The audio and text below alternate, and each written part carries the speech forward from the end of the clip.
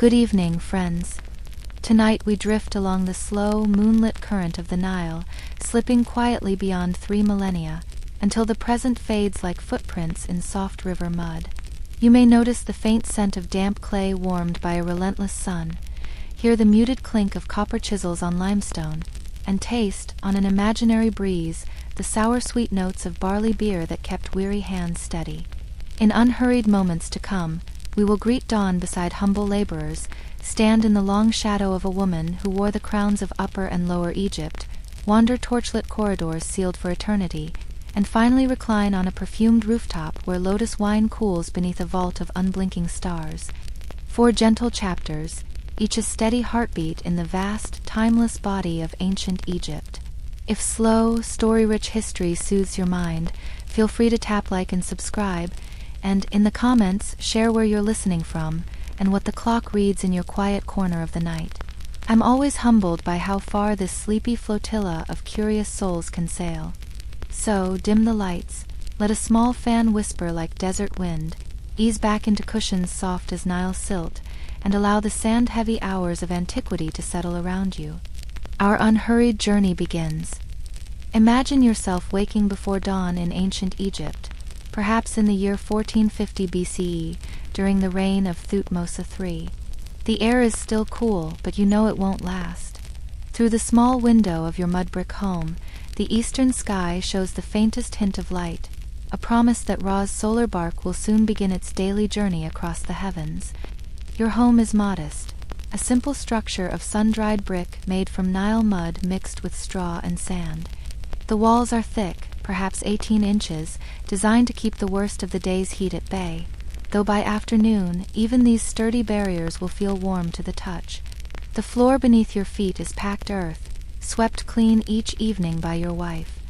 In the corner, a few clay vessels hold your family's possessions, grain, oil, perhaps a small amount of natron for cleaning. Before you can begin your day's labor, there are rituals to observe. In the small niche in your wall, a crude limestone statue of Bes watches over your household.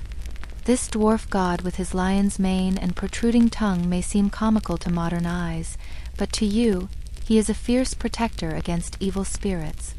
You light a small oil lamp and place a piece of yesterday's bread before him, murmuring the traditional morning prayers your father taught you. Homage to you, Bes, guardian of the threshold. Watch over this house while the sun travels his course. Keep scorpions from our doorway and illness from our children. The prayer is simple, practical, much like your life. According to papyrus texts preserved in the British Museum, these household rituals were as essential to daily Egyptian life as breathing itself. Every action, from waking to sleeping, existed within a framework of divine observation. Your breakfast, if it can be called that, consists of bread and beer. Not the golden lager you might imagine, but a thick, nutritious brew that's more like liquid bread. Archaeological evidence from Deir el-Medina, the village of royal tomb builders, shows that workers received daily rations of about 10 loaves of bread and 2 jugs of beer. This beer, according to analysis by Dr. Delwyn Samuel of Cambridge University, contained about 2 to 3% alcohol and was rich in B vitamins, essential nutrition for men who would spend their days in hard physical labor. You tear off a piece of bread, dipping it in the beer to soften it. The bread is coarse, made from emmer wheat, and often contains small pieces of stone from the grinding process. Studies of ancient Egyptian mummies reveal severe dental wear, testament to a lifetime of eating this gritty fare. But it fills your stomach, and that's what matters. As you eat, your wife prepares a small bundle for your midday meal, an onion, perhaps 2, maybe a handful of dates if your family has been fortunate, and a small clay vessel of beer wrapped in damp linen to keep it cool as long as possible. Onions were the common man's vegetable in ancient Egypt, cheap, plentiful, and believed to provide strength. Herodotus, writing in the 5th century BCE, claimed that the pyramid builders consumed onions, garlic, and radishes worth 1,600 talents of silver. Though modern historians debate these specific figures, the sun hasn't fully risen, but already you can hear the overseer's horn echoing across the workers' district. Time to begin. You kiss your children, still sleeping on their reed mats, and step out into the gradually warming air. The streets of your district are narrow, perhaps 6 feet wide, designed to provide shade for as long as possible during the day. Other workers emerge from their homes, all heading in the same direction, toward the construction site where you've labored for the past 3 months. Your current project is a minor temple expansion, nothing like the great pyramids your ancestors built, but still demanding work that requires hundreds of men. As you walk, the city begins to wake around you. Bakers are already at their ovens, the smell of baking bread mixing with the ever-present scent of the river. The Nile, never more than a few miles away, defines everything about your world. Its annual flood brings the rich black soil that gives Egypt life. Its waters provide fish, transportation, and the papyrus reeds that become everything from boats to writing material. You reach the construction site just as Ra's disk clears the eastern hills. Already, the temperature is climbing. By midday, it will reach perhaps 95 degrees Fahrenheit in the shade, if you could find any shade. The limestone blocks you work with will become too hot to touch with bare hands, but the work cannot stop. Your task today, as most days, involves the production of mud bricks. It's a process that hasn't changed much in the 1,000 years since your ancestors first settled along the Nile, and won't change much in the 3,000 years that will follow. First, you must mix the materials. Nile mud, dredged from the river's edge and left to dry slightly, chopped straw from the recent harvest, water in precise amounts, and sometimes, when available, a binding agent like animal dung. You work in a team of 6 men. Each has his role. 2 men haul water from the river in large pottery jars suspended from wooden yokes across their shoulders. The weight cuts into their flesh, leaving permanent calluses that mark them as water carriers wherever they go. 2 more men mix the materials, treading the mixture with their bare feet in shallow pits. The mud squelches between their toes, cool at first, then warming as the sun climbs higher.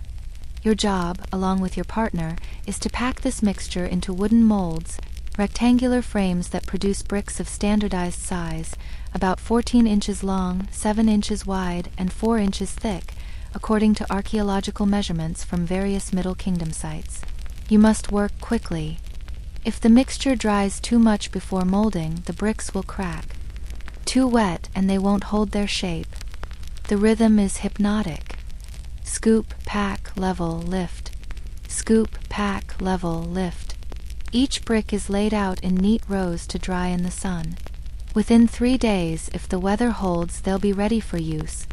A good team can produce between 1,000 and 2,000 bricks per day, according to ancient administrative texts found at Kahan. But the work is far from easy. Your back aches constantly from bending. Your hands, despite years of calluses, still crack and bleed from the constant exposure to the alkaline mud. Tiny cuts become infected easily in this environment. And always, always, there is the sun. By the 2nd hour of work, perhaps 8 a.m. by modern reckoning, sweat is already streaming down your body. It evaporates almost instantly in the dry desert air, leaving crusty salt deposits on your skin. You wear only a simple linen loincloth, the mark of a laborer. Even this small garment feels oppressive in the heat, but working naked would expose your skin to the sun's brutal rays. The overseer walks among you, a man barely different from yourselves except for his slightly better clothing and the wooden rod he carries. He doesn't often use it, the threat is usually enough. But sometimes, when production falls behind or when someone collapses from the heat, the rod comes down. Ancient medical papyri describe treatments for stripes upon the back, suggesting this was common enough to warrant standard medical procedures. You've seen men die from heat stroke, their bodies simply giving out under the relentless sun. When it happens, work stops just long enough to carry the body to the shade. Someone will notify his family after the day's work is done. But the bricks must still be made. The temple must still rise. The overseer's quota must still be met. Around midday, when the sun reaches its zenith and the heat becomes truly unbearable, work shifts to other tasks. perhaps hauling the dried bricks to the construction site, or mixing mortar from gypsum and sand, or, if you're particularly unlucky, helping to move one of the massive stone blocks that form the temple's foundation. These stones, some weighing several tons, are moved using techniques that would seem primitive today but represent remarkable engineering for the time. Wooden sledges, their runners made slick with water or oil. Ropes made from twisted papyrus fibers, strong enough to hold but rough enough to tear the skin from your palms. Teams of 20, 30, sometimes 50 men, pulling in unison to the rhythm of a chanter's song. Pull together, brothers. Pull for the glory of Ammonius. Pull so the god may have his house. Pull, pull, pull. The songs serve multiple purposes. They coordinate the effort, yes, but they also help pass the time and take your mind off the burning muscles and aching joints. Ostraca, pottery shards used for writing practice, have been found with these work songs inscribed, suggesting they were important enough to preserve. Your midday meal is taken quickly, in whatever shade can be found. The onion is warm now, its pungent flavor even stronger in the heat. The beer has turned sour, but you drink it anyway. You need the liquid more than the taste matters. Some of the younger workers skip eating altogether, the heat having stolen their appetite. They'll regret it later when their strength fails in the afternoon. As you eat, you might exchange a few words with your fellow workers. Complaints about the overseer, worries about the flood season, someone's child who has fallen ill. But mostly, you sit in exhausted silence, trying to gather strength for the afternoon's labor. The afternoon brings different challenges. The heat is now at its worst, radiating not just from above but from below as well. The ground burns through your reed sandals. The limestone blocks are like touching fire. Even breathing becomes difficult, the hot air searing your lungs. This is when accidents happen. A man's grip fails on a water jar, sending precious liquid spilling into the dust. Someone loses concentration and drops a brick mold, damaging it beyond use. These mistakes bring swift punishment, perhaps a reduction in rations, perhaps a beating. The overseer cannot afford compassion. He has his own supervisors to answer to. But there are also moments of unexpected kindness. When old Amenhotep, working despite his 60 years, stumbles in the heat, younger workers quickly steady him. When a new worker, just a boy really, struggles with the weight of the water jars, someone quietly helps him without drawing the overseer's attention. These small mercies make the difference between survival and catastrophe. As the day wears on, your world narrows to the immediate task at hand. Place the mud. Pack it down. Smooth the surface. Remove the mold. The grand temple you're helping to build becomes irrelevant. The glory of the Pharaoh means nothing. There is only the next brick, and the next, and the next. Your body moves automatically now, muscle memory taking over where conscious thought has fled. This is how your father worked, and his father before him. This is how your sons will work, unless they're fortunate enough to learn a craft, or, even more unlikely, to learn writing and become scribes. The possibility of becoming a scribe represents the ultimate escape from this life. Ancient texts like the Satire of the Trades make this clear, describing the miseries of every profession except that of the scribe. Be a scribe, it advises. Your limbs will be sleek, your hands will grow soft. But for most, this remains an impossible dream. Literacy rates in ancient Egypt were perhaps 1 to 2% of the population. As the sun finally begins its descent toward the western hills, the overseer's horn sounds again. The day's work is ending. You and your team have produced perhaps 1,500 bricks today, a respectable number. Tomorrow you'll do it again. And the day after. And the day after that. The walk home is slow, your body exhausted beyond description. Other workers shuffle alongside you, everyone too tired for conversation. The evening air is beginning to cool, a blessed relief that makes you feel almost human again. But your day isn't over yet. At home, there are evening rituals to perform. The household shrine must be tended. Prayers must be offered for the setting sun, asking Ra to return safely from his nightly journey through the underworld. Your wife has prepared the evening meal. More bread, perhaps some fish if she was able to trade for it at the market, maybe some leeks or cucumbers from your small garden plot. You eat slowly, savoring every bite. Your children tell you about their day, playing by the canal, helping their mother with household tasks, learning the skills they'll need for their own survival. Your eldest son, now 12, will soon join you at the construction site. You see the fear in his eyes when he looks at your scarred hands and sun-damaged skin, but also the resignation. This is the way of things. After the meal, there's a brief period of relative peace. You might sit outside your door, watching the stars emerge in the darkening sky. The ancient Egyptians were skilled astronomers, using stellar observations to predict the Nile's flood and organize their calendar. But for you, the stars are simply a sign that another day has ended, and another will soon begin.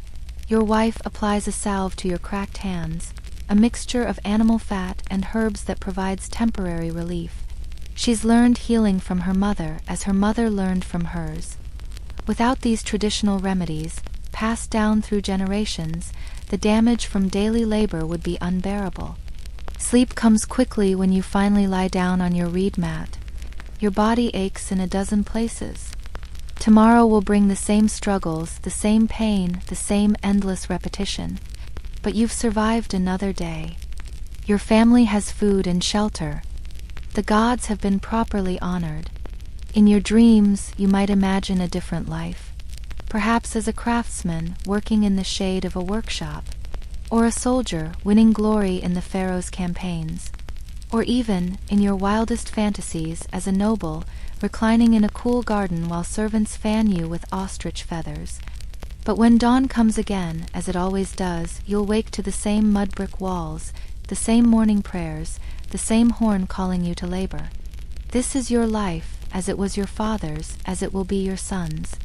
An endless cycle as predictable and inescapable as the sun's daily journey across the sky. The irony, lost on you but clear to history, is that your labor contributes to monuments that will last millennia. Temples and tombs that will still stand when Rome is dust, when Europe's great cathedrals are built, when men walk on the moon. Your individual suffering may be forgotten, but the civilization you helped build will become immortal. This was the reality for perhaps 90% of ancient Egypt's population. Not the gold and glory we see in museums, but mud and sweat and survival.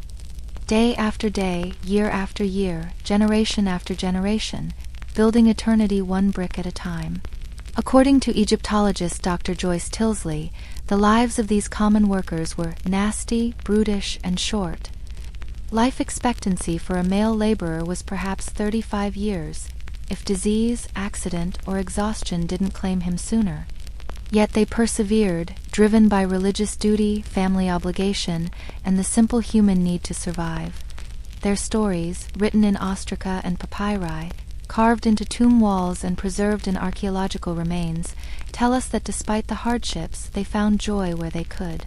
In successful harvests, in religious festivals, in the birth of children, in the simple pleasure of beer at the end of a brutal day. This was daily life in ancient Egypt, far removed from the popular images of pharaohs and pyramids, a life of constant struggle against the elements, where the margin between survival and disaster was razor-thin, where every dawn brought the same challenges and every sunset the same exhausted relief. And yet, from this foundation of human toil and endurance arose one of history's greatest civilizations. A culture that gave us mathematics, medicine, architecture, and art that still inspires today.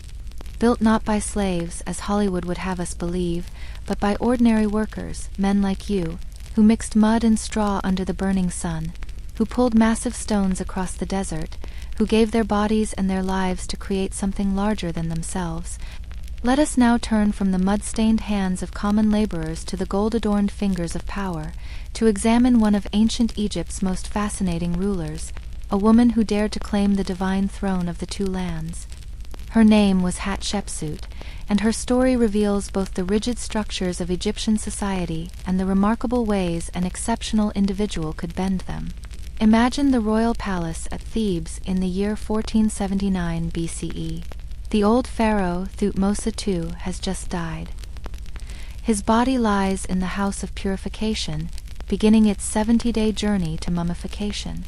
His heir, Thutmose III, is crowned, but there's a problem. The new pharaoh is perhaps 3 years old, barely able to walk, let alone rule an empire that stretches from Nubia to the Levant. Enter Hatshepsut, widow of the dead king, daughter of the great Thutmose I, and now regent for her infant stepson. In the great columned halls of the palace, she moves with the confidence of one born to power. She is perhaps 25 years old, educated in the finest traditions of the royal court, able to read the sacred hieroglyphs, trained in religious ritual, familiar with the intricate protocols of divine kingship. At first, her role seems clear. She will guide the kingdom until young Thutmose III comes of age. History is full of such queen regents, keeping the throne warm for male heirs. But Hatshepsut has other plans, plans that will make her one of the most successful pharaohs in Egyptian history, and later one of the most deliberately forgotten. The palace where she begins her transformation is a marvel of Middle Kingdom architecture. According to archaeological surveys led by the Polish Center of Mediterranean Archaeology, painted columns support ceilings decorated with stars, representing the belly of the sky goddess Nut. Cool air flows through carefully designed ventilation shafts. Gardens with artificial ponds provide both beauty and practical cooling. In her private chambers, Hatshepsut meets with her closest advisors. Chief among them is Senenmut, a man of common birth who has risen to become her most trusted servant. Some historians, including Dr. Peter Dorman of the University of Chicago, suggest he may have been more than just an advisor, perhaps her lover, though the evidence remains circumstantial. Together, they plan something unprecedented in Egyptian history. Not content to remain in the shadows as regent, Hatshepsut will claim the throne itself. She will become not queen, but king, not a feminine ruler, but a female pharaoh who assumes all the masculine regalia and titles of kingship. The transformation doesn't happen overnight. For perhaps 7 years, she rules as regent, gradually assuming more royal prerogatives. Inscriptions from this period, documented by the Metropolitan Museum's Egyptian expedition, show her titles evolving. King's daughter, King's sister, God's wife, King's great wife, and then, remarkably, Lady of the Two Lands, a title traditionally reserved for pharaohs. But titles alone don't make a pharaoh. Hatshepsut needs divine justification for her unprecedented grab for power. She finds it in a carefully constructed mythology of her own divine birth. Temple reliefs at Deir el-Bahari, her mortuary temple, tell the story. The god Ammoniusare himself came to her mother, Queen Ahmose, disguised as Thutmose I. The relief carvings, still visible today despite centuries of deliberate defacement, show the sacred narrative. Ammonius approaches the queen's bedchamber. The text, translated by Egyptologist James Breasted, reads, "He found her as she slept in the beauty of her palace. She waked at the fragrance of the god. He went to her immediately. He imposed his desire upon her. He caused that she should see him in his form of a god." 9 months later, according to this divine propaganda, Hatshepsut was born, not merely royal but semi-divine, the god's own daughter, with as much right to rule as any male heir.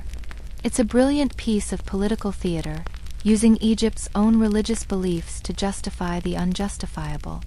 Around 1473 BCE, Hatshepsut takes the final step. She assumes the full regalia of Pharaoh. In the great coronation hall at Karnak, she appears before the court transformed. Gone are the elegant dresses of a queen. Instead, she wears the traditional kilt of kingship. Her breasts are bound flat beneath the royal vestments. Upon her chin, held by delicate straps, sits the false beard of divinity, a long, braided appendage that marks her as a living god. Contemporary inscriptions, preserved on temple walls and studied by Dr. Karakuni in her biography, The Woman Who Would Be King, describe the scene. Priests anoint her with sacred oils. The double crown of Upper and Lower Egypt is placed upon her head. She holds the crook and flail, symbols of royal authority. And in a voice that must have trembled with both triumph and trepidation, she speaks the traditional coronation oath. I have appeared as king of Upper and Lower Egypt on the Horus throne of the living, forever and ever. The court's reaction is not recorded, but they must have been stunned. Here stands a woman, dressed as a man, claiming masculine pronouns, wearing an artificial beard. Yet she makes no attempt to hide her female identity. Temple inscriptions use both masculine and feminine word endings for her, sometimes in the same sentence. She is simultaneously His Majesty and herself. But Hatshepsut knows that legitimacy requires more than costume and ceremony. A pharaoh must achieve, must build, must demonstrate the god's favor through prosperity. And this is where she truly excels. Her building program rivals that of any pharaoh before or after. At Karnak, she erects 2 massive granite obelisks, each standing nearly 100 feet tall. The inscription on one, translated by archaeologist Howard Carter before he discovered Tutankhamun's tomb, boasts, I swear, as Re loves me, as my father Ammonius favors me, these 2 obelisks are of 1 block of hard granite, without seam, without joining together. The logistics of this achievement are staggering. Each obelisk weighs approximately 350 tons. They were quarried at Aswan, 100 miles south of Thebes, floated down the Nile on specially constructed barges, then raised into position using methods that still puzzle engineers today. The whole operation, according to inscriptions, took just 7 months. But her masterpiece is Deir el-Bahari, her mortuary temple on the west bank of the Nile. Designed by Senenmut, it rises in 3 terraces against the cliff face, connected by long ramps and adorned with countless statues and reliefs. Even today, after centuries of damage and restoration, it remains one of Egypt's most impressive monuments. The temple's design is revolutionary for its time. Instead of the traditional enclosed sanctuary, it opens to the landscape. Gardens once filled its courtyards. Frankincense trees from the land of Punt perfumed the air. Artificial ponds reflected the sky. Polish archaeologist Franciszek Palicki, who has spent decades studying the site, calls it architecture in perfect harmony with nature. Inside, the walls tell the story of Hatshepsut's greatest triumph, the expedition to Punt. This mysterious land, probably located somewhere along the African coast of the Red Sea, was the source of precious myrrh, frankincense, gold, and exotic animals. No Egyptian expedition had reached it for generations. The relief carvings, remarkably detailed and well-preserved, show the entire journey. 5 ships, each perhaps 70 feet long, sail down the Red Sea. They arrive at Punt, where the Egyptian emissaries are greeted by the local ruler and his notably obese wife, a detail that fascinated ancient Egyptian artists and used to such body types. The Puntites live in round houses built on stilts. Their land is rich with incense trees, exotic animals, and valuable goods. The Egyptians trade beads, weapons, and beer for incredible treasures. 31 living myrrh trees, their roots carefully wrapped in baskets. Gold, ebony, ivory, cosmetics, frankincense, even live baboons and panthers. The return journey is triumphant. The ships, according to the inscriptions, are so heavily laden they ride dangerously low in the water. When they arrive at Thebes, Hatshepsut herself leads the procession to the temple of Ammonius. The myrrh trees are planted in the temple gardens.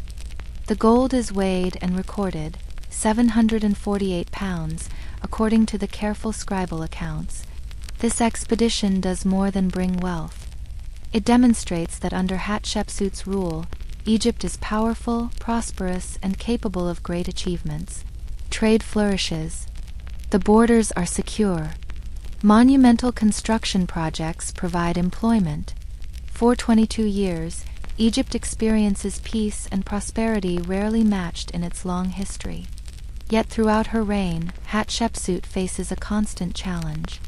Young Thutmose III is growing up. He's no longer the toddler she could easily control. By the time he reaches his teenage years, he commands his own following, particularly in the military. Hatshepsut keeps him close, making him head of her armies, but tension must have simmered beneath the surface of court protocol. How did she maintain power for so long against a legitimate male heir? Partly through competence.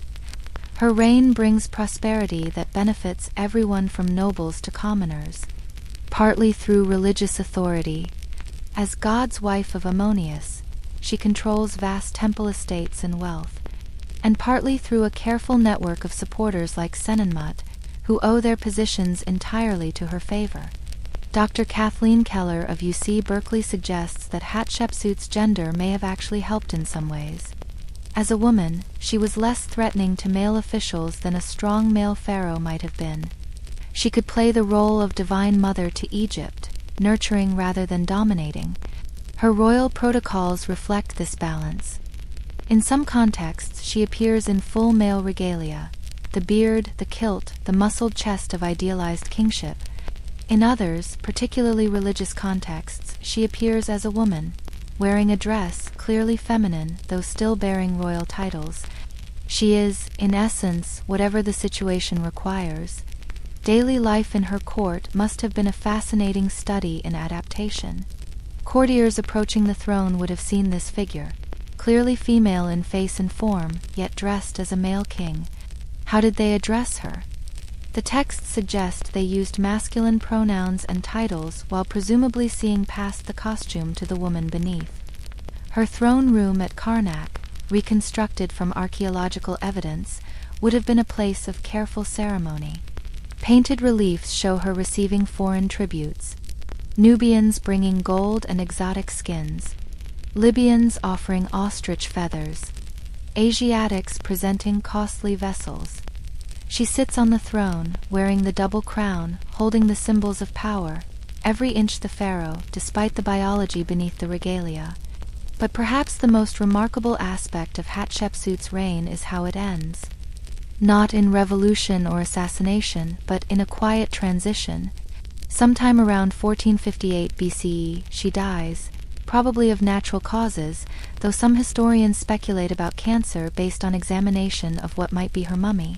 Thutmose III, now about 25 years old, finally assumes sole power.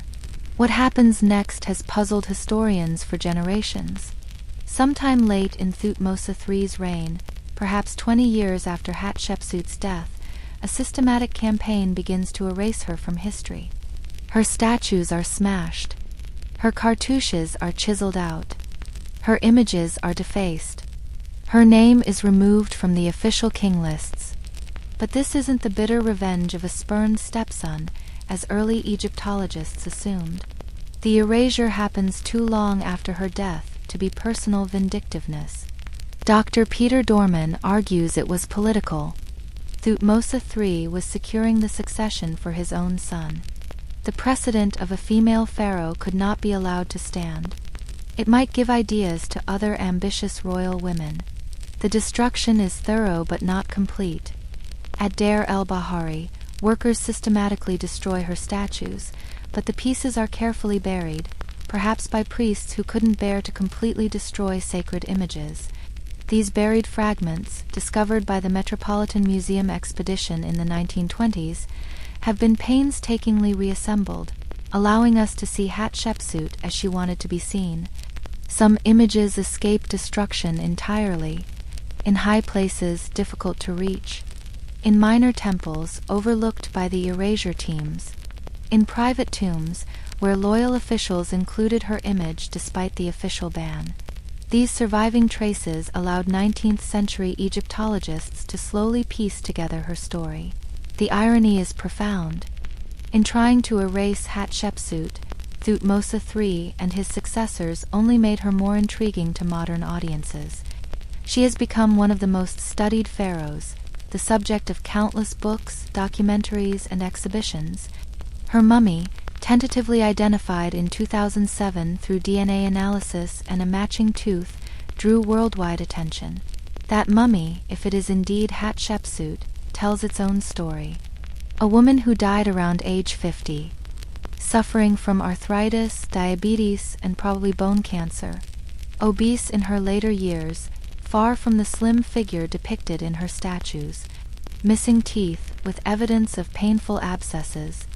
The physical price of power written in bone and tissue. Modern CT scans, conducted by Dr. Zahi Hawass and his team, reveal more details. She stood about 5 feet tall, average for an ancient Egyptian woman. Her left arm was bent across her chest in the pose reserved for royalty. Traces of resin and natron speak to expensive mummification, fit for a pharaoh. But beyond the physical remains and shattered statues, Hatshepsut's true legacy lies in what she achieved. She proved that effective leadership has no gender.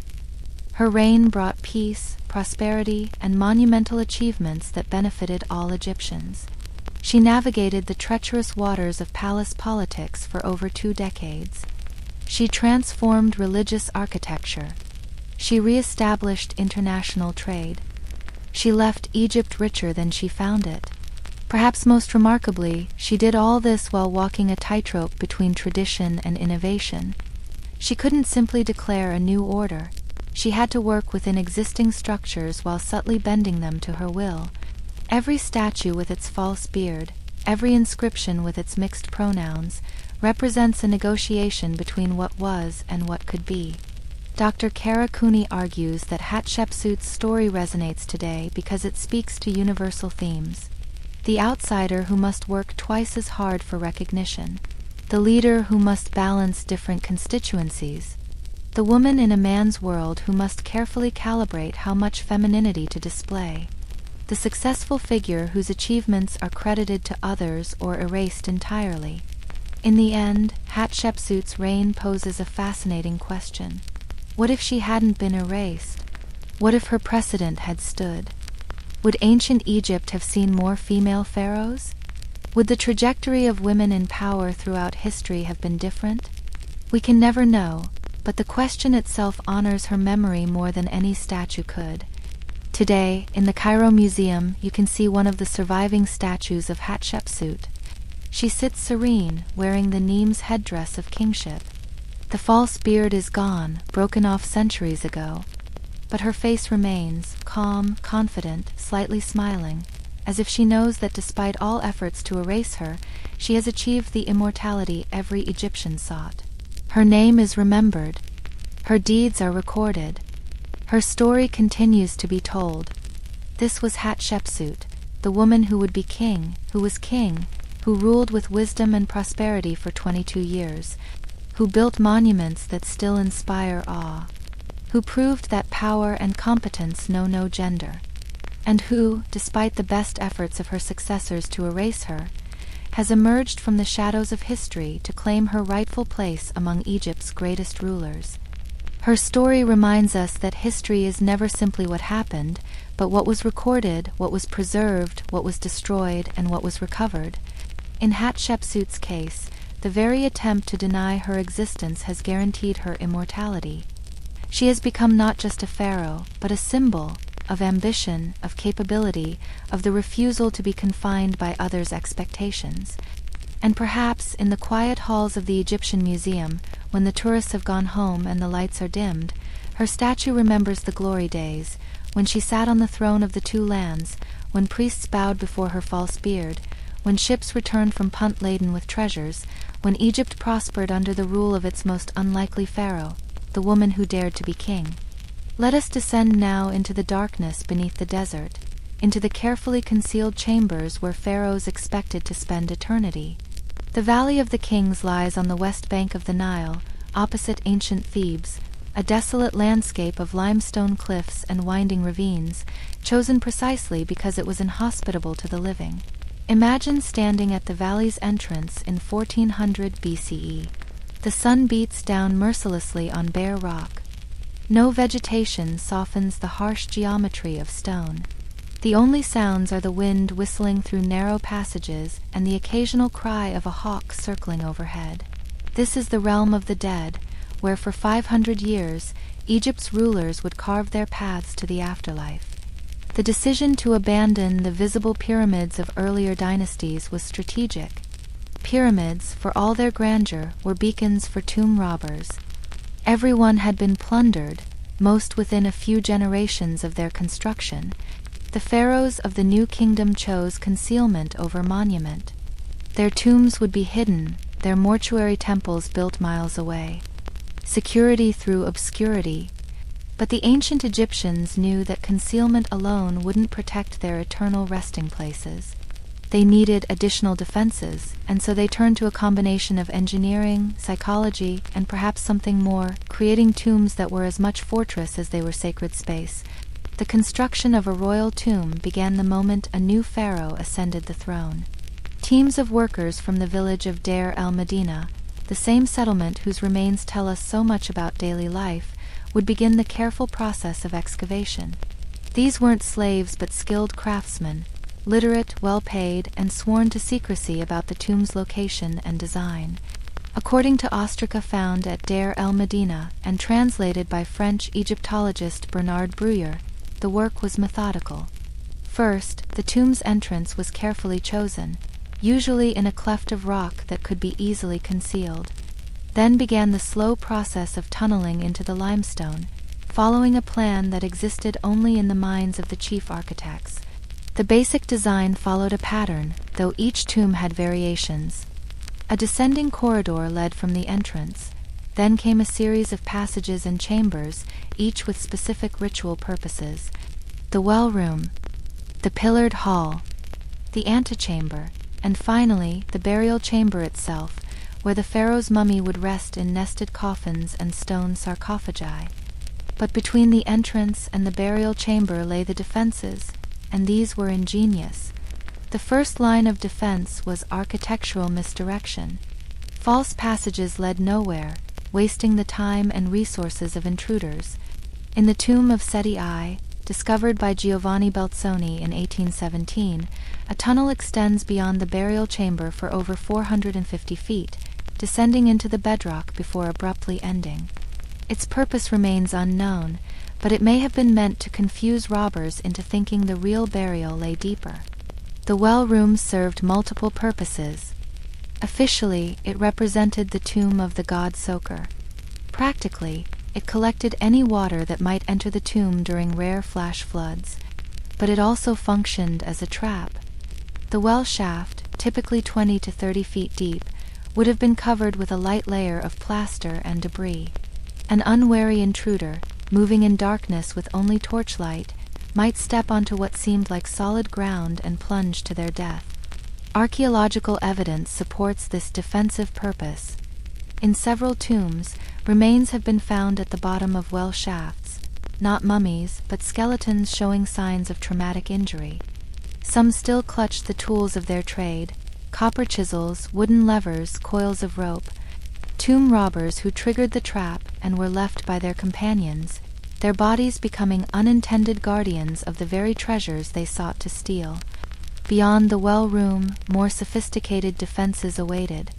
Massive stone portcullises, weighing several tons, could be lowered to block passages. These stones were precisely fitted to the corridors, leaving gaps of less than an inch. Even if robbers could somehow break or lever them aside, the effort would take days, time during which they might be discovered. The burial chamber itself presented the ultimate challenge. The royal sarcophagus, carved from a single block of granite or quartzite, could weigh over 50 tons. Its lid alone might weigh 10 tons. Moving such weight required equipment and manpower that casual thieves couldn't muster. Even reaching the mummy inside required penetrating multiple nested coffins, each sealed with resin. But the ancient engineers knew that determined thieves with enough time could overcome any physical barrier. So they added psychological defenses. The walls of royal tombs were covered with texts and images from the Egyptian books of the afterlife. The Amjuat, the Book of Gates, the Book of the Dead. These weren't mere decorations but active magical defenses. The texts, translated by German Egyptologist Erich Hornung, contain explicit warnings. As for anyone who shall enter this tomb impure, I shall seize his neck like a bird.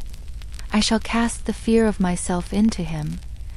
He who damages my name in my tomb, I shall be judged with him in the presence of the great God.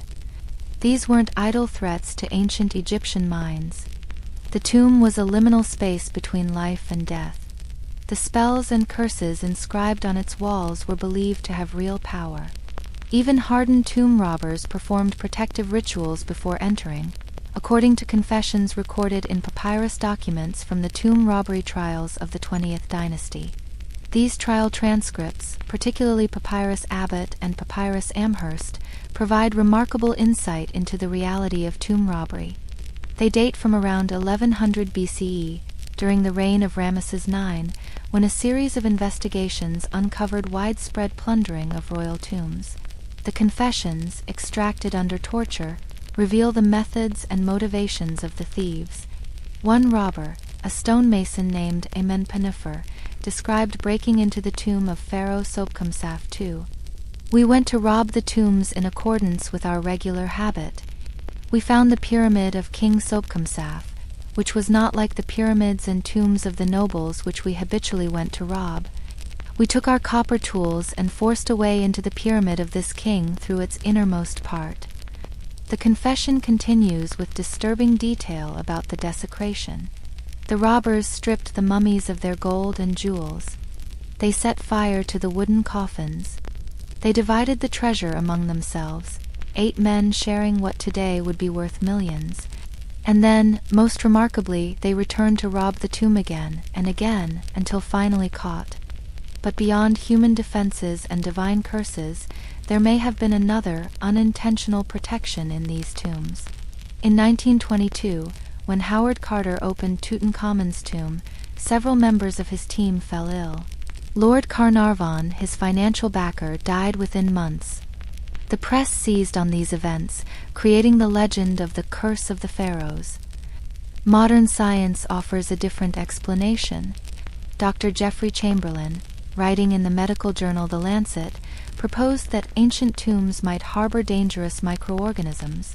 Aspergillus niger and Aspergillus flavus, fungi that can cause severe respiratory infections, have been found in several tombs. These organisms can survive in the dry, sealed environment for millennia. Additionally, some researchers have suggested the presence of deliberate biological defenses. The ancient Egyptians were skilled in chemistry and toxicology. They knew of poisons derived from plants and minerals. Dr. Joan Fletcher of the University of York has noted that certain substances used in mummification, particularly compounds containing arsenic and mercury, could create toxic atmospheres in sealed spaces. The tomb of Tutankhamun provides our best evidence for intact burial arrangements. Despite being hastily prepared and relatively modest by royal standards, it contained over 5,000 precious objects. Each had specific purpose in the afterlife. Chariots for traveling the celestial realm, boats for navigating the underworld rivers, weapons for fighting the demons of chaos, food and wine for sustenance, even board games for entertainment in eternity. The arrangement wasn't random but followed strict religious protocols. In the burial chamber, the nested shrines containing the sarcophagus were oriented precisely to the cardinal directions. The walls were painted with scenes from the Amduat, showing the sun's journey through the 12 hours of night. Every detail was designed to ensure the pharaoh's successful transformation into a god. But perhaps the most sophisticated aspect of tomb design was the use of sacred geometry. The proportions of chambers, the angles of descent, the placement of pillars, all followed mathematical principles that the Egyptians believed reflected cosmic order. Dr. Rolf Krauss of the Berlin Egyptian Museum has demonstrated that many tombs are aligned to astronomical phenomena, particularly the rising of certain stars associated with resurrection. The tomb builders themselves lived with constant awareness of these sacred spaces. Ostraca from Deir el-Medina record their daily concerns. A worker complains that his oil ration is insufficient for working in the dark passages. Another requests time off to prepare his own modest tomb. A foreman reports that work has stopped because the workers claim to have heard strange sounds from a partially completed tomb. These workers knew the location of every royal tomb. They had carved the passages, painted the walls, witnessed the funeral processions. Yet remarkably, most remained loyal. The village of Deir el-Medina was isolated, its inhabitants forbidden from mixing freely with other communities. But they were also well compensated, literate, and proud of their sacred duty. When security did fail, it often involved these very workers or their descendants. Economic hardship, particularly during the chaotic Third Intermediate Period, drove some to betray their oaths. They knew which tombs were richest, which passages led to burial chambers, which walls were thinnest, inside knowledge that no amount of engineering could defend against. The tomb robbery papyri reveal that by 1000 BCE, virtually every royal tomb had been entered. Some were completely stripped. Others were hastily rewrapped and resealed by priests trying to maintain the fiction of inviolability. The mummies of great pharaohs were moved repeatedly, hidden in caches, their grave goods long gone. The famous royal cache, discovered in 1881 near Deir el-Bahari, contained over 50 royal mummies, including Ramesses II, Seti I, and Thutmose III. They had been removed from their original tombs and hidden in a modest tomb by priests of the 21st dynasty. The labels on their coffins record this ignominious journey. Year 6, 3rd month of winter, day 15. On this day, the burial of King Ramesses II was renewed by the high priest Pinagem. Yet despite the robbery and desecration, the tombs retained their power. Greek and Roman tourists visited them, leaving graffiti that survives today. Medieval Arab historians recorded local legends of treasures guarded by jinn. European explorers of the 18th and 19th centuries risked their lives to enter these spaces, drawn by the same combination of greed and wonder that motivated ancient robbers. Giovanni Belzoni, the Italian strongman turned archaeologist, described his first entry into a royal tomb in 1817. My torch, formed of a few wax candles, gave but a faint light. I could perceive that the paintings on the walls were fresh, as if they had been done the day before. My own voice, speaking to the Arabs with me, seemed to come from some supernatural being. The scientific excavation of tombs began with Theodore Davis, Howard Carter, and others in the early 20th century. They brought electric lights into spaces that had known only torch flame. They photographed walls that had been seen by perhaps a dozen people in 3,000 years. They applied modern archaeological methods to ancient mysteries. Carter's discovery of Tutankhamun's tomb in 1922 remains the gold standard, literally and figuratively. His methodical approach, documenting and preserving every object, took nearly 10 years. His notes, preserved in Oxford's Griffith Institute, record not just the objects but the atmosphere. As one's eyes became accustomed to the glimmer of light, details of the room emerged slowly from the mist. Strange animals, statues, and gold, everywhere the glint of gold. Modern technology has revealed secrets invisible to earlier explorers. Ground-penetrating radar has identified anomalies suggesting undiscovered chambers. Robotic cameras have explored passages too dangerous for humans. DNA analysis has identified mummies whose names were lost. Multispectral imaging has revealed paintings invisible to the naked eye. In 2005, Dr. Zahi Hawass's team used a robot to explore a mysterious shaft in the Great Pyramid. The robot's camera revealed a small chamber containing mysterious copper pins. Their purpose remains unknown. In the Valley of the Kings, thermal imaging has suggested the possibility of undiscovered tombs. The valley that seemed exhausted may still hold secrets. The question of curses remains contentious. Scientists dismiss supernatural explanations, pointing to natural causes for the deaths associated with tomb openings. Yet workers on archaeological digs still report unsettling experiences. Equipment malfunctions in specific tombs. Unexplained sounds in empty chambers. the persistent feeling of being watched. Dr. Joan Fletcher notes that whether or not curses have supernatural power, they serve their purpose. They make people pause. They create respect for these spaces. They remind us that these were not just treasure chambers but sacred spaces where humans attempted to transcend mortality. The engineering marvels of these tombs continue to impress. The precision of the carved passages, maintaining consistent angles over hundreds of feet. The acoustics that allow whispers to carry from chamber to chamber. The ventilation systems that kept air flowing to workers deep underground. The drainage channels that have protected wall paintings for millennia. But perhaps the most remarkable aspect is their conceptual sophistication. These tombs were machines for transformation. Every element, from architecture to decoration, served the purpose of converting a dead king into a living god. They were theaters where the greatest drama of Egyptian religion, the defeat of death, was performed nightly for eternity. The irony is profound. The tombs failed in their primary purpose of protecting the pharaoh's bodies and treasures, yet they succeeded beyond imagination in preserving the pharaoh's names and stories. The robbers took the gold but left the walls, and on those walls, in paint and carved relief, the essence of ancient Egypt survived. Today, conservation is the primary concern. Tourist breath introduces moisture that damages paintings. Light causes colors to fade. The tombs that survived millennia are deteriorating in decades. Projects like the Theban Mapping Project work to document every tomb before it's too late, creating digital copies of spaces that may soon be closed forever. The Valley of the Kings remains an active archaeological site. Each season brings new discoveries. A worker's hut here, a foundation deposit there. Each finding adds another piece to our understanding. The valley that has been explored for centuries still guards its secrets, waiting for the right technology, the right moment, the right discovery. And somewhere, perhaps, lies that ultimate prize, an intact royal tomb from the height of Egypt's power. Sealed since antiquity, its treasures untouched, its occupant undisturbed.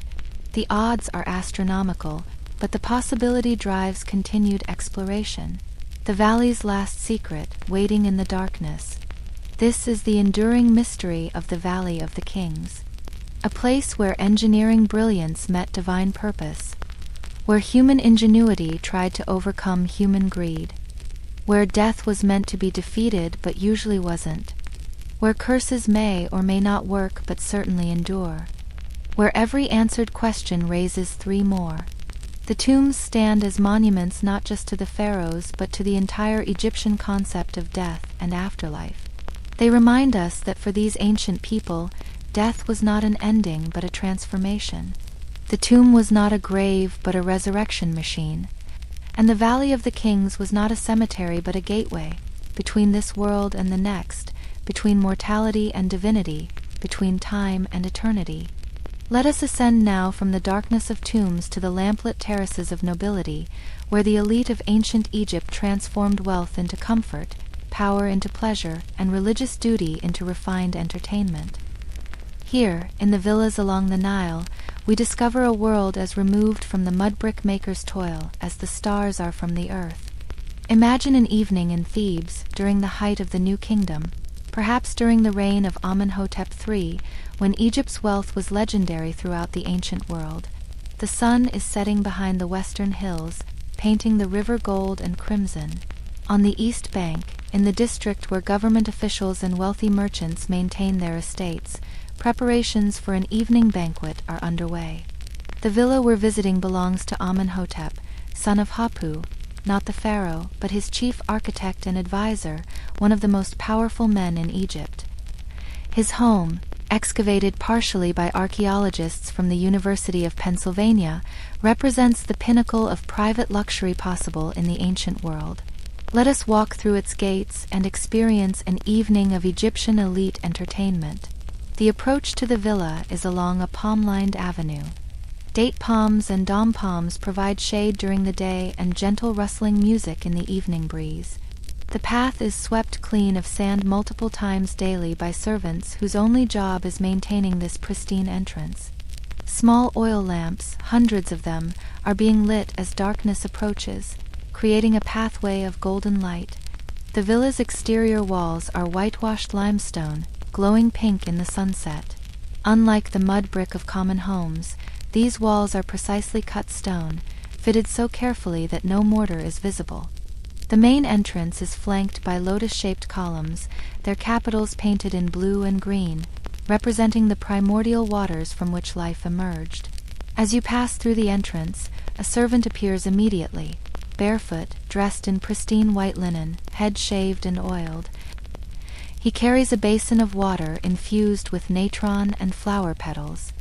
This is the first ritual of elite hospitality, the washing of feet and hands. The water is cool, scented with blue lotus and jasmine. The linen towel is so fine it's almost transparent.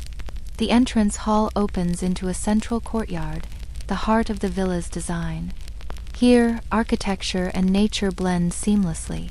A rectangular pool, perhaps 30 feet by 20, dominates the space. Its edges are lined with white limestone, and blue lotus flowers float on the surface. Fish swim lazily beneath. Not just any fish, but ornamental species brought from the delta marshes. Their silver scales catch the last rays of sunlight. Around the pool, carefully maintained gardens display the owner's wealth and taste. Sycamore figs provide shade and fruit. Pomegranate trees, their red flowers glowing in the lamplight, promise future harvests. Mandrakes, with their mystical associations, grow in pottery containers. But most impressive are the frankincense trees, living trophies from the land of Punt, requiring constant care in Egypt's climate. Each tree represents wealth equivalent to a common laborer's lifetime earnings. The courtyard's walls are decorated with paintings that rival temple art. Scenes of marsh hunting show the owner spearing fish and fowling with throwing sticks, idealized activities that he probably rarely performs but which demonstrate his connection to Ma'at, cosmic order. The paintings, executed in the finest pigments, malachite green, lapis lazuli blue, gold leaf, create an outdoor art gallery. Furniture has been arranged around the pool for the evening's entertainment. Chairs of ebony wood inlaid with ivory and gold, their legs carved to resemble lions' paws, their backs depicting protective deities. Low tables of cedar from Lebanon, their surfaces polished to mirror brightness. Cushions covered in leopard skin and fine linen.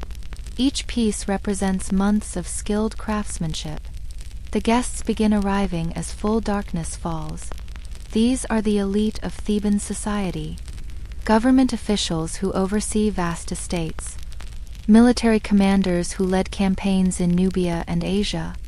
High priests who control temple wealth. Wealthy merchants who import luxuries from across the known world. Each arrives in a carrying chair borne by servants, preceded by torch-bearers. The clothing alone represents staggering wealth. The men wear kilts of the finest royal linen, so thin that body hair is visible through the fabric. Their torsos are bare but adorned with broad collars of gold and semi-precious stones, carnelian from the eastern desert, turquoise from Sinai, lapis lazuli from distant Afghanistan. Each collar could purchase a modest farm. The women's attire is even more elaborate. Dresses of pleated linen that cling to their bodies, often with one breast exposed in the fashion of the time. Their wigs are works of art, human hair imported from Nubia, woven with gold threads and scented beads. Upon these wigs sit perfume cones, mysterious objects shown in countless tomb paintings, probably made of ox tallow mixed with myrrh and cinnamon, designed to melt slowly through the evening, releasing fragrance. The jewelry is almost overwhelming. Earrings so heavy they require counterweights behind the ears. Armlets and bracelets of gold and electrum. Rings on every finger, some with rotating bezels containing tiny inscriptions. Anklets with small bells that chime softly with each step. The total weight of metal on a single guest might exceed several pounds. As guests arrive, they're attended by a small army of servants. A young woman offers a lotus flower to each guest to hold and smell, the blue lotus, with its mild psychoactive properties, sets the mood for the evening. Another servant anoints each guest with additional perfume, a different scent for men and women, complex formulations that represent the height of Egyptian chemistry. The perfume industry of ancient Egypt was legendary throughout the ancient world.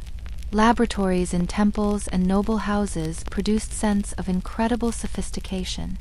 According to recipes preserved in papyri and analyzed by Dr. Lise Mannich of the University of Copenhagen, these might include myrrh from Punt, frankincense from Yemen, cinnamon from India, roses from the Levant, all suspended in oil of ben nut or animal fats.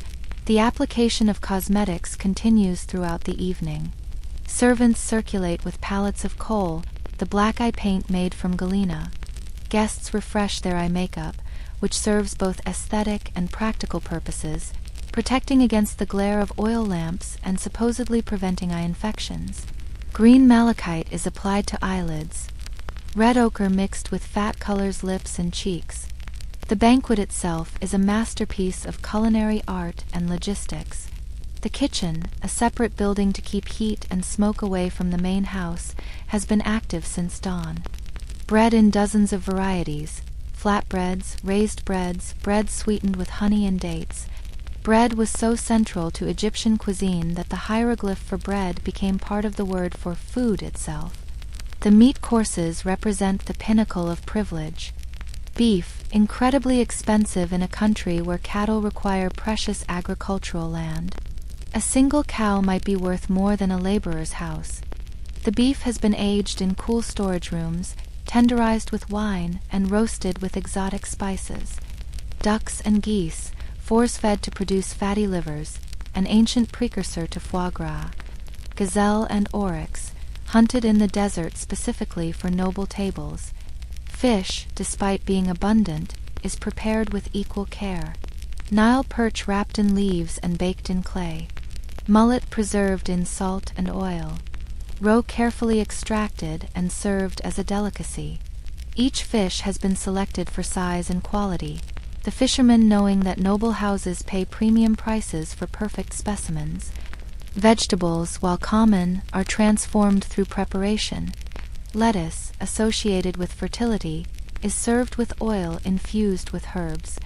Onions are caramelized with honey. Cucumbers are pickled in vinegar imported from Palestine.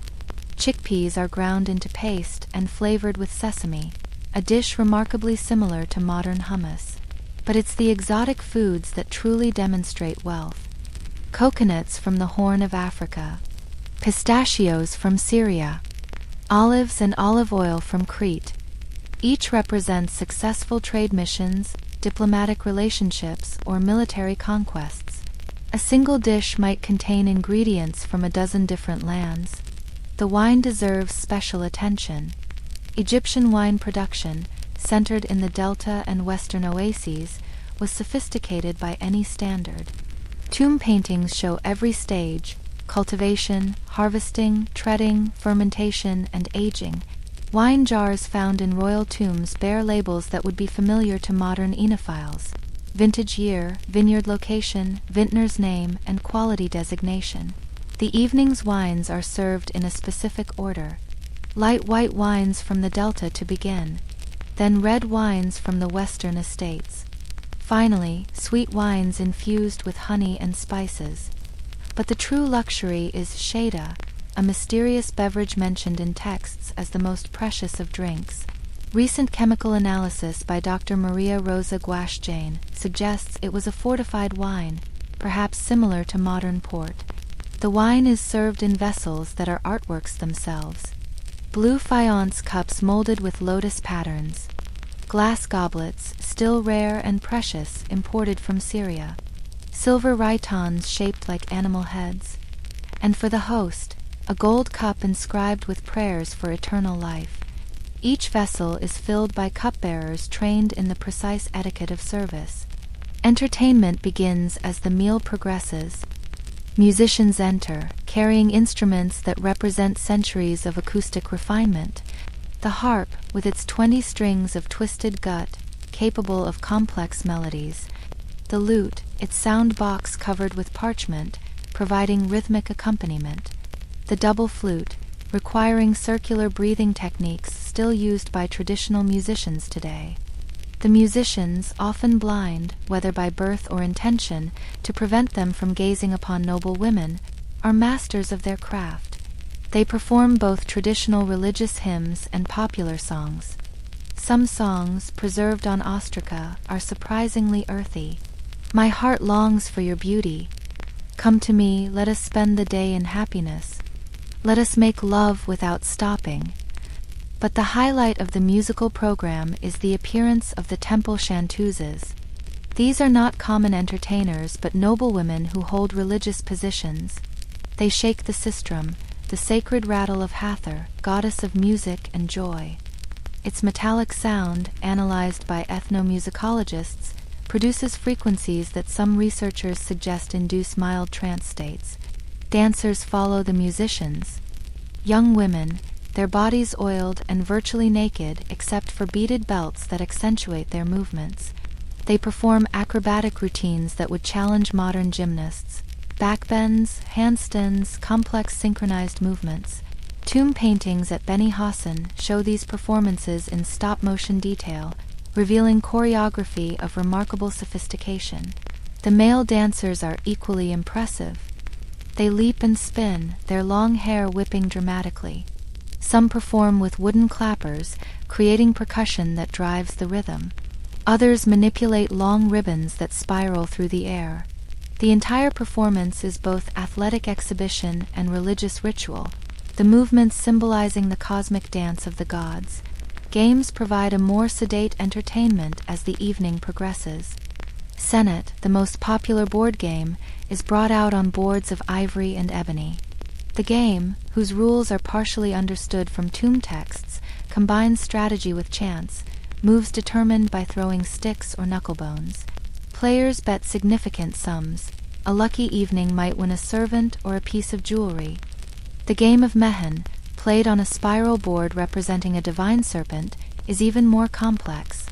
Its rules, mostly lost to us, seem to have involved both competition and cooperation.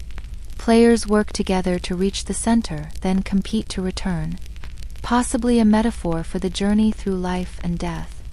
But games of chance aren't merely entertainment. They're deeply connected to Egyptian concepts of fate and divine will. The fall of throwing sticks isn't random but influenced by the gods. A lucky throw might indicate divine favor. An unlucky one might suggest the need for additional offerings at the temple. As wine consumption increases, the atmosphere becomes more relaxed. The rigid hierarchy that defines Egyptian society softens slightly, though never disappears. Conversations flow more freely. Politics are discussed with surprising frankness. Who is rising in Pharaoh's favor? Which temple has too much power? Whether the recent military campaign was worth its cost. Literary recitations begin as the evening deepens. A scribe, specially invited for his beautiful voice, performs passages from the classics. The instructions of Tahotep, ancient even by New Kingdom standards, offers wisdom about proper behavior. Be skilled in speech so that you will succeed. The tongue of a man is his sword, and speech is stronger than all fighting. The guests nod appreciatively, though most have heard these maxims since childhood. More popular are the love poems, relatively new compositions that represent a flowering of Egyptian literature. The scribe's voice takes on a yearning quality as he recites. My sister has come, my heart rejoices. My arms spread out to embrace her. My heart bounds in its place, like a red fish in its pond. O night, be mine forever, now that my lover has come. The women fan themselves more rapidly, though the evening has grown cool. Intellectual discourse flows as freely as the wine. These are educated people, literate in a society where perhaps only 1 in 100 can read. They discuss the latest theological developments from the temples, the growing power of Ammoni-Asare versus the traditional gods, whether the pharaoh's building projects honor the gods or merely his own ego. Such conversations would be dangerous in public, but are safe here among equals. A heated debate develops about foreign influence. Egyptian culture, confident in its superiority for millennia, is experiencing unprecedented contact with other civilizations. Mitannian princesses in the royal harem. Mycenaean pottery in noble houses. Syrian gods being worshipped in Egyptian temples. The older guests deplore these changes. The younger ones, wearing Syrian-style robes and drinking from Aegean cups, argue for the benefits of cultural exchange. The discussion turns to medicine, a field where Egyptians justly claim supremacy. One guest, a physician attached to the royal court, describes new surgical techniques he's developing. Using bronze scalpels so sharp they can split a hair. Sutures made from linen thread so fine it's almost invisible. He's been studying the Edwin Smith Papyrus, an ancient medical text already 800 years old. Its systematic approach to trauma treatment still represents the most advanced medical knowledge in the world. Another guest, a woman who serves as overseer of the temple weavers, discusses innovations in textile production. New looms that can produce linen so fine it takes 200 threads to span an inch. Dyes from murex shells that produce purple so valuable it's worth its weight in silver. She's experimenting with cotton, a new fiber from Nubia, though she doubts it will ever replace linen. The conversation reveals the sophisticated understanding these elites have of their world. They know the source of the Nile floods, even if they attribute it to divine tears rather than Ethiopian rainfall. They understand the movements of planets well enough to predict their positions years in advance. They can calculate the volume of a pyramid or the load-bearing capacity of a column. This is not the superstitious ignorance often attributed to ancient peoples, but genuine scientific thinking within a religious framework. As midnight approaches, measured by water clocks and star positions, the atmosphere becomes more intimate. The servants have lit incense burners, filling the air with kifi, the most complex and sacred of Egyptian perfumes. Its recipe, recorded on temple walls at Edfu and Philae, includes 16 ingredients: myrrh, juniper, cinnamon, mint, and others, macerated in wine and honey for months. The smoke is believed to relax the mind and induce pleasant dreams. The lotus flowers distributed earlier have had their subtle effect. Modern analysis has confirmed that blue lotus contains a porphine and nuciferine, mild psychoactive compounds that produce euphoria and heightened sensory perception. Combined with wine and the hypnotic music, the guests exist in a state of pleasant intoxication, alert but relaxed, inhibited but not impaired. Romantic tensions, always present in such gatherings, become more apparent. A young military officer has been eyeing the daughter of a wealthy merchant all evening. She returns his glances from beneath carefully lowered eyelashes. Their interaction is constrained by rigid social rules. Direct approach would be scandalous. Instead, they communicate through intermediaries, gestures, and meaningful looks. The officer sends a servant with a lotus flower and a small papyrus. On it, a poem in his own hand, testament to his education and refinement. Your voice is sweet wine to my ears. Your breath is the north wind to my heart. I flourish when you are near. I wither in your absence. She reads it, smiles slightly, and sends back her own message, a ring from her finger, its bezel engraved with a bee, symbol of the royal house but also of industrious love. Such courtship rituals among the elite are complex negotiations involving not just the couple but their families, economic interests, and social standings.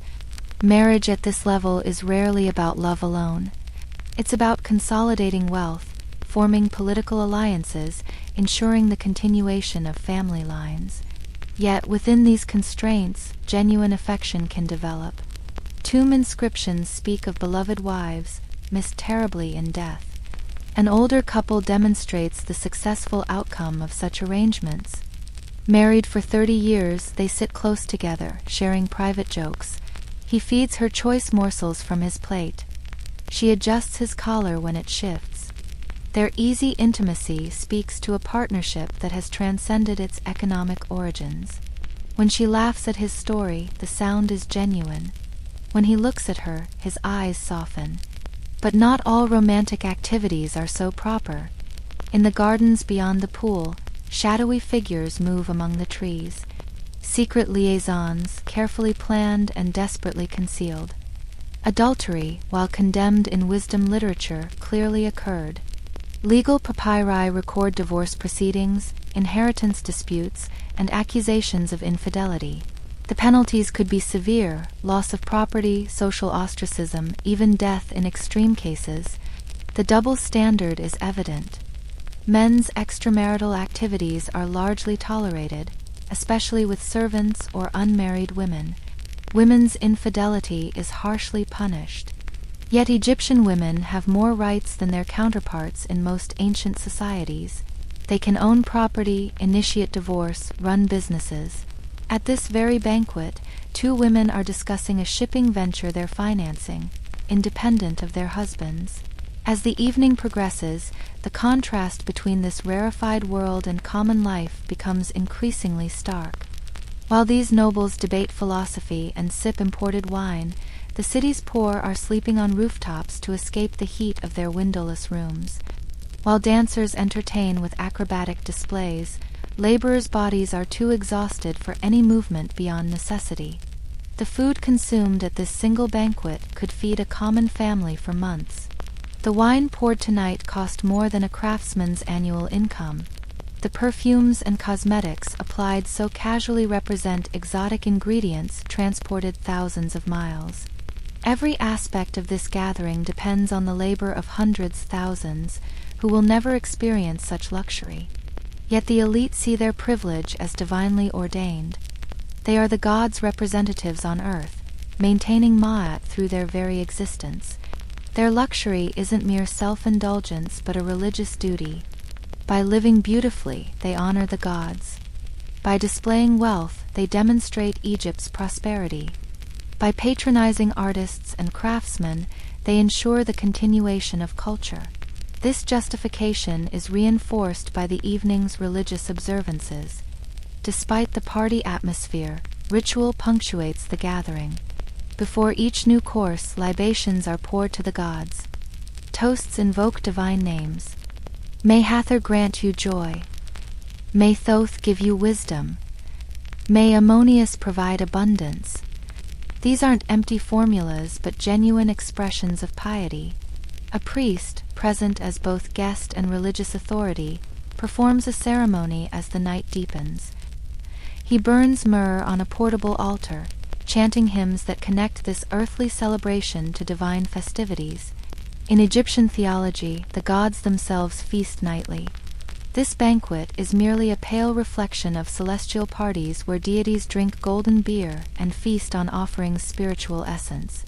The philosophical discussions turn deeper as the night progresses. The nature of the afterlife is debated with surprising sophistication. Not everyone believes literally in the field of reeds, that agricultural paradise promised in funerary texts. Some speak of metaphorical interpretations, the weighing of the heart representing moral judgment, the journey through the duat symbolizing spiritual transformation. One guest, influenced by foreign philosophies encountered during diplomatic missions, suggests that perhaps all gods are aspects of a single divine force. This borders on heresy, but in this private setting such ideas can be explored. Another argues that the soul's immortality depends not on mummification, but on being remembered. "Speak my name, and I shall live," as the ancient saying goes. The discussion of death leads naturally to contemplation of life's pleasures. A harper is called forward to perform the Song of the Harper, a genre of Egyptian literature that encourages enjoying life while it lasts. Make holiday, don't weary of it. Lo, none is allowed to take his goods with him. Lo, none who departs comes back again. The message is carpe diem, Egyptian style. This philosophical hedonism sits uneasily with traditional Egyptian values of moderation and preparation for afterlife. But it reflects a tension present throughout Egyptian history, between enjoying this world and preparing for the next, between accumulating wealth and achieving spiritual purity, between individual pleasure and societal duty. As the formal entertainment concludes, the gathering becomes more informal. Small groups form around the courtyard. Some continue philosophical debates. Others play board games with increasing wagering. A few couples disappear into the gardens. The strict hierarchy of earlier has dissolved into something approaching genuine social interaction. A group of younger nobles discusses their plans for tomb decoration. Even at the height of life, death is never far from Egyptian thoughts. They debate the merits of different artistic styles. Should they follow traditional conventions or embrace newer, more naturalistic approaches? Should their tomb walls show idealized versions of themselves or more realistic portraits? These decisions will determine how they're remembered for eternity. The women gather to discuss more practical matters. Managing estates while husbands are on military campaigns. Educating children in an era of increasing foreign influence. Navigating the complex social protocols of temple service. Their conversations reveal that noble women, far from being mere ornaments, are active participants in economic and religious life. The wine continues flowing, now mixed with water to prevent excessive intoxication. Drunkenness, while not unknown, is considered undignified for the elite. Control must be maintained even in relaxation. Yet some guests show signs of overindulgence, slurred speech, unsteady walking, inappropriate laughter. Servants discreetly assist those who need help, maintaining their dignity even in weakness. The entertainment takes a final turn with the appearance of a storyteller. Not the religious recitations of earlier, but popular tales of adventure and magic. He tells of Setna Kamwaset, the prince who stole a magic book from a tomb and suffered terrible consequences, of the shipwrecked sailor who found an island ruled by a talking serpent, of the magician who could reattach severed heads and part the waters of a lake.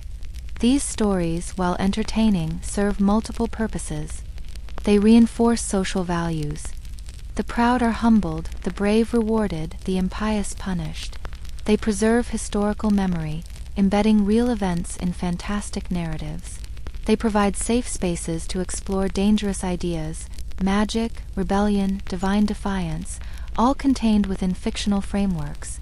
As dawn approaches, the sky lightening in the east where Ra will soon begin another journey, the banquet winds down. Guests prepare to leave, but departure is as ceremonial as arrival. Gifts are exchanged, small but expensive tokens, perfume vials, jewelry, imported delicacies. These maintain the reciprocal relationships that bind elite society together.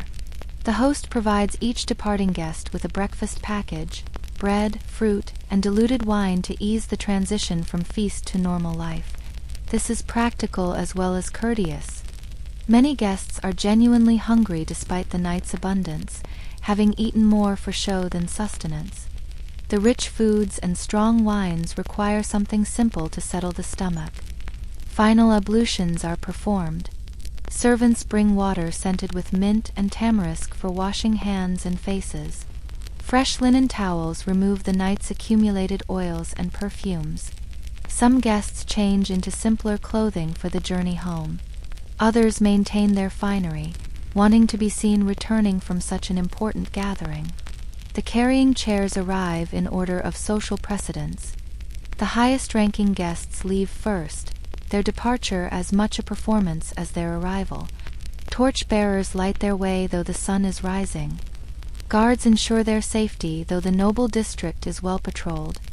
Every detail maintains the theater of privilege. For the servants, the real work now begins. The courtyard must be cleaned, furniture stored, leftovers distributed according to strict hierarchies. The musicians and dancers receive their payment, specific amounts determined by centuries of tradition. The temporary staff hired for the evening are dismissed with small tokens, a day's bread, leftover food, perhaps a small pottery vessel. The regular household servants face days of additional work. Washing linens stained with wine and perfume. Repairing furniture damaged by careless guests. Inventorying the household goods to ensure nothing was stolen. The elaborate tableware must be cleaned and stored. The gardens must be restored after a night of traffic. Some servants will benefit from the evening. Leftover food, traditionally their right, will supplement their rations for days. They might have overheard useful information, which noble is rising in favor, which merchant has new trade connections. In a society where information is power, even servants can profit from knowledge. Others will suffer from the night's excesses. A dancer who twisted her ankle performing acrobatics. A musician whose valuable instrument was damaged by a drunken guest. A serving girl who caught the unwanted attention of a powerful man. The glamour of elite entertainment conceals numerous small tragedies. As the sun rises fully, the contrast between the night's festivities and the daily reality becomes stark. Beyond the villa walls, the city wakes to another day of labor. Craftsmen open their workshops. Farmers head to their fields. Water carriers begin their endless rounds. The vast machinery of society that makes such banquets possible resumes its grinding routine. In the markets, merchants who supplied last night's feast are already calculating profits. The wine merchant notes which vintages were popular. The perfume seller prepares new batches of successful scents. The fishmonger seeks out the specific types that noble houses prefer. Every luxury consumed creates ripples through the economy. The host himself, despite his wealth and power, faces his own obligations. He must appear at the royal court later today, showing no signs of the night's indulgence. Government documents require his seal. Temple obligations demand his presence. The endless complexity of maintaining elite status continues regardless of fatigue. His wife supervises the household restoration while managing her own responsibilities. She serves as a priestess at the Temple of Hathor, a position requiring regular attendance. She oversees several commercial ventures, including a textile workshop. She must visit her elderly parents, maintaining family connections that underpin social standing. Their children, who glimpse the festivities from hidden vantage points, dream of their own future parties. The eldest son knows he'll soon host similar gatherings, continuing family traditions. The daughter practices the songs she heard, imagining herself as a temple chanteuse. Even childhood among the elite is preparation for perpetuating privilege. The villa itself bears subtle evidence of the night's activities. Wine stains on limestone floors that will require special cleaning. Broken pottery hastily swept into corners. Garden plants trampled by romantic encounters. Small damages that accumulated tell the story of human interaction despite attempted control. In his private chamber, the host makes offerings at his household shrine, thanking the gods for a successful evening. No disasters occurred. No fights, no deaths, no serious breaches of protocol. The social connections were strengthened. His status was displayed and confirmed. The investment in luxury paid dividends in influence. He also performs protective rituals, warding off any jealousy or ill will the display might have generated. In a society where magic is real and curse is effective, spiritual protection is as important as physical security. Amulets are recharged, protective spells recited, offerings promised to temples. As the morning progresses, the villa returns to its normal routine. Servants resume their regular duties. The pools are cleaned and refilled. The gardens are watered before the day's heat. The kitchen prepares simple meals for the family. The spectacular gives way to the sustainable. Yet the memory of the night lingers. In the faint perfume still clinging to cushions. In the wine jars waiting to be returned to suppliers. In the gossip servants share while working. In the new alliances formed and old ones strengthened. The banquet, while over, continues to resonate through social networks. This gathering represents both the apex and the fragility of ancient Egyptian civilization. The concentration of wealth that makes such events possible depends on the labor of thousands. The culture that produces such sophistication requires stability that history shows is temporary. The privilege displayed here will not survive the coming centuries of invasion and decline. Within a few generations, such banquets will become impossible.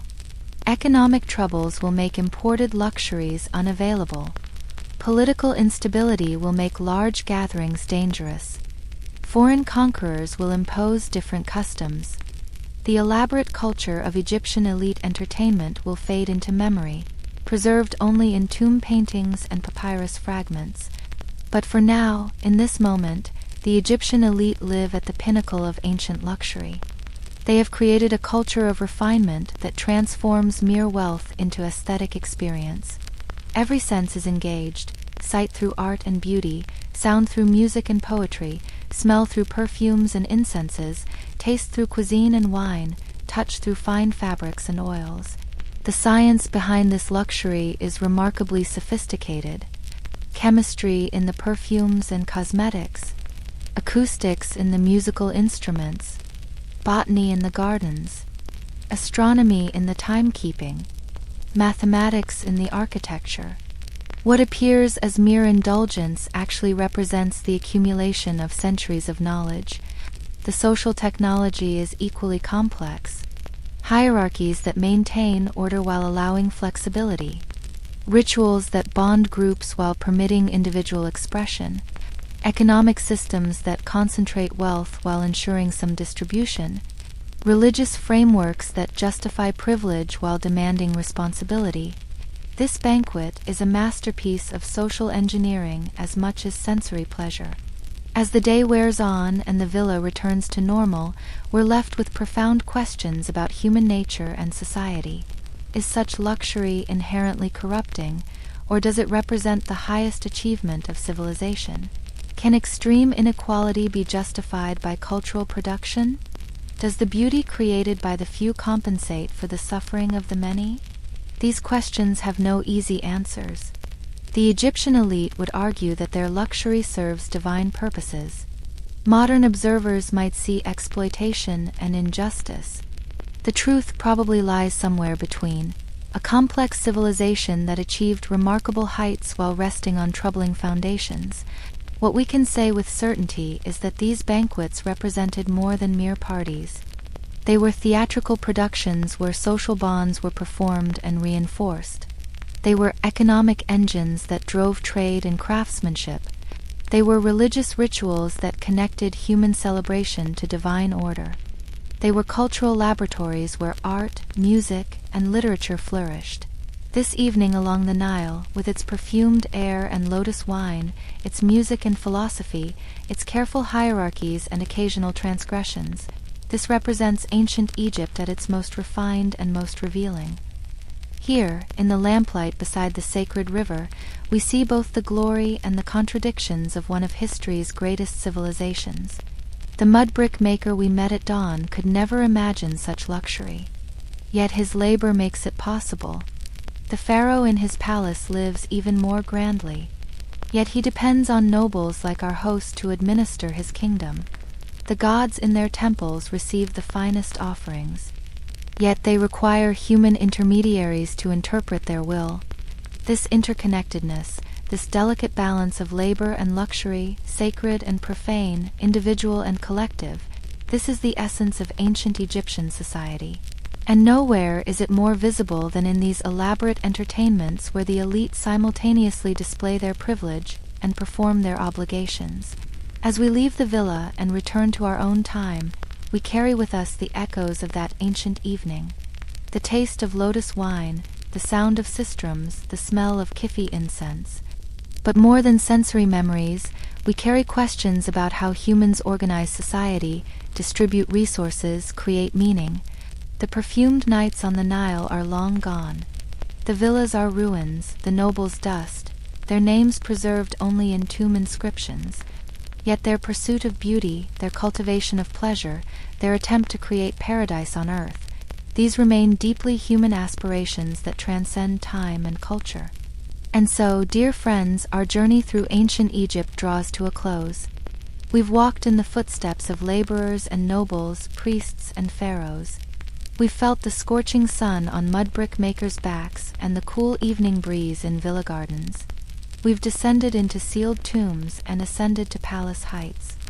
Through it all, we've discovered that ancient Egypt was not one world but many, each existing alongside the others, sometimes touching, often separate, always interconnected.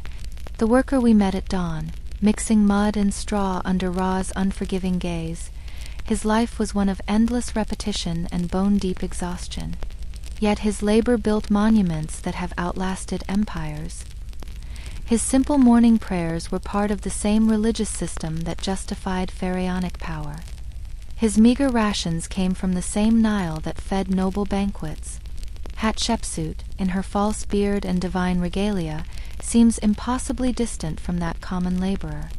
Yet she too was constrained by forces beyond her control, social expectations, religious obligations, political necessities.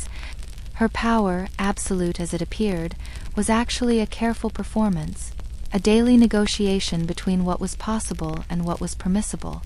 The tombs in the Valley of the Kings, with their hidden passages and ancient curses, speak to humanity's eternal struggle against mortality. All that engineering genius, all those protective spells, all that accumulated treasure, none of it could stop the inevitable. The pharaohs sought eternity and found it, just not in the way they expected. Their bodies were plundered, but their names endure. And those perfumed nobles beside the Nile, with their lotus wine and philosophical debates, they lived lives of almost unimaginable luxury. Yet they too were actors in a cosmic drama they didn't fully control. Their banquets were beautiful bubbles, perfect and temporary, floating on currents of labor and tradition that would eventually shift, leaving their world as ruins for archaeologists to ponder. What connects all these stories is the deeply human desire to create meaning from existence. Whether through daily ritual or elaborate ceremony, through backbreaking labor or aesthetic refinement, through hidden tombs or public monuments, the ancient Egyptians were constantly negotiating their place in the universe. They believed in Ma'at, that principle of cosmic order that required everyone, from pharaoh to farmer, to fulfill their designated role. This belief gave meaning to suffering and justification to privilege. It made the unbearable bearable and the unfair seem divinely ordained. It was both the foundation of their civilization and, perhaps, a gentle fiction that allowed society to function. From our modern perspective, nestled in our climate-controlled rooms with our electric lights and soft beds, it's easy to judge ancient inequalities, to condemn the exploitation, criticize the superstition, question the priorities. And yet, are we so different? Do we not have our own elaborate justifications for inequality? Our own rituals that give meaning to repetitive days? Our own pursuits of luxury that depend on others' labor? The ancient Egyptians were neither primitive believers in absurd myths nor enlightened builders of mysterious monuments. They were people, complex, contradictory, struggling to make sense of their world just as we struggle to make sense of ours. They loved their children, feared death, sought pleasure, avoided pain. They created art that still moves us and buildings that still awe us. Perhaps this is why ancient Egypt continues to fascinate. Not because it was exotic or mysterious, but because it was profoundly human. In the tired hands of the brick maker, we recognize our own exhaustion. In Hatshepsut's ambition, our own desires for recognition. In the tomb builder's defenses, our own fear of being forgotten. In the noble's revelries, our own pursuit of joy. As you drift toward sleep, let these ancient lives whisper their stories. The laborer rising before dawn, whispering prayers to household gods. The female pharaoh adjusting her false beard before court. The tomb architect calculating angles that align with stars. The noble woman selecting perfumes for an evening banquet. They lived along the same river that flows tonight, under the same stars that shine above you now.